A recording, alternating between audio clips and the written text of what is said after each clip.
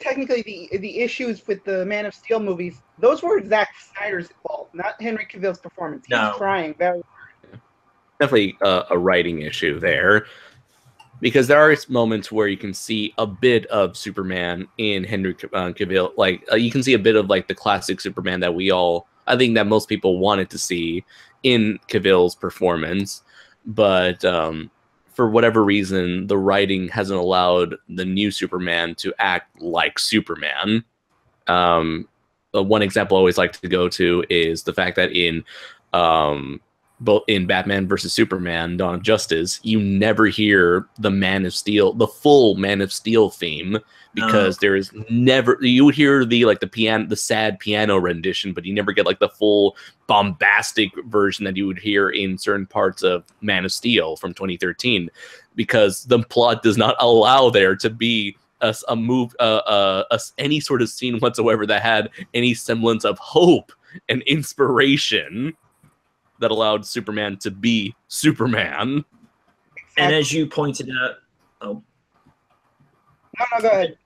And as you pointed out when you said your piece about the review last year, you said Batman and Superman both come off as huge, giant hypocrites, where Batman has issues with Supes possibly going out to destroy the world, yet he's snapping necks and branding people. It's just like... and blowing people apart with his giant Batmobile filled with guns and rocket launchers. Like, there's this brilliant video that analyzes all the people Batman may have potentially killed in the video. It's like... and he actually makes sure to... it's nothing is ever implied. Like, he counts, okay, this person definitely would have died because in one scene he was in the car, the next shot the car explodes, so there's no way he could survive. And like, if they were to make a plot point out of that, actually focus on Batman going over the edge, which they tried to do, but they never went like the whole way. And they just had to say, look at Batman being awesome and badass because he's Batman. I thought it was going to a different place with Batman when, as I mentioned, as we just said, you see at the start of the movie where he's branded that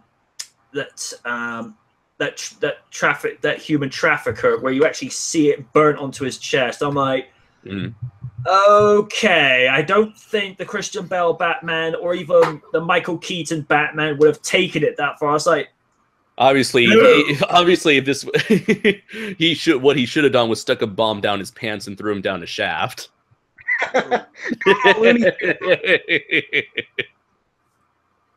And the guy would pull up a sign saying "Eep." Yeah, when Snyder wrote that part in, the only thing that goes through my mind is, dude, there are more versions of Batman written by people other than Frank Miller. Go look those up. Don't get me wrong. I loved the Dark Knight graphic novel, and I loved the animated film done well. Peter Weller was fucking amazing as Batman in that.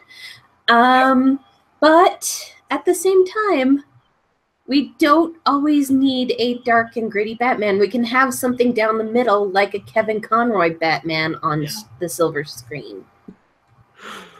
The thing that a lot of us were creeped out by, and this is something that if the passionate Duran Garber is listening, the one thing that freaked us out a lot is when the camera comes into focus and you just see Batman towering up in that corner, on the scene. I'm like, that is messed up. What are you doing?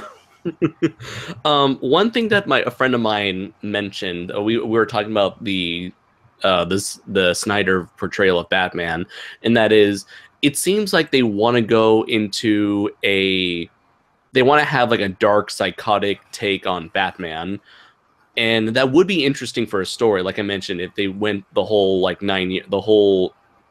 went full out with a full psychotic Punisher style Batman who later learns to redeem himself by the end of the movie, I would have no problem with that. But the thing is, this feels like they want to have their cake and eat it too, to where they want to have a Punisher style Batman, but at the same time have him try to act and visually look like classic Batman.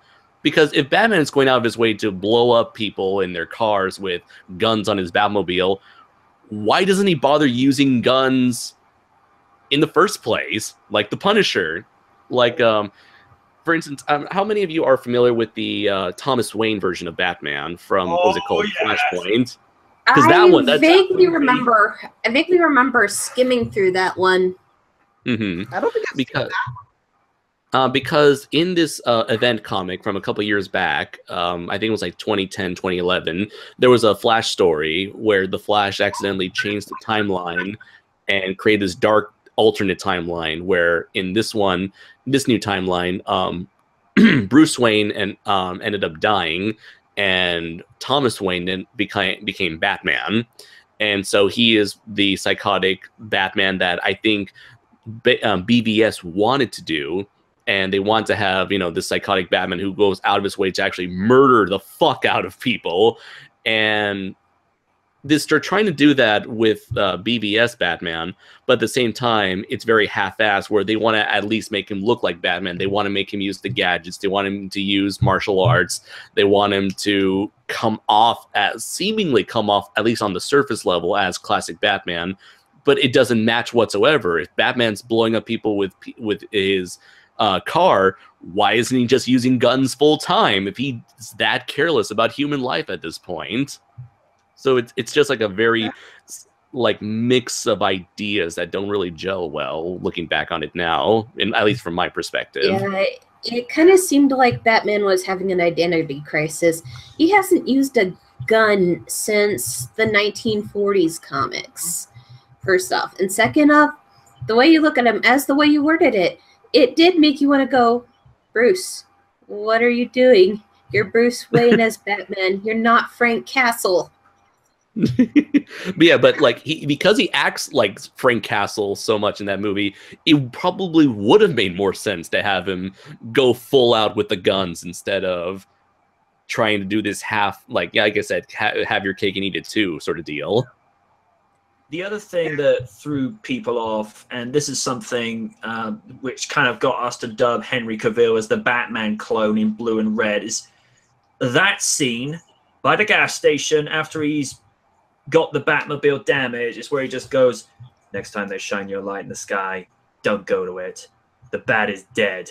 Bury it. Consider this mercy. I'm like, you're Superman!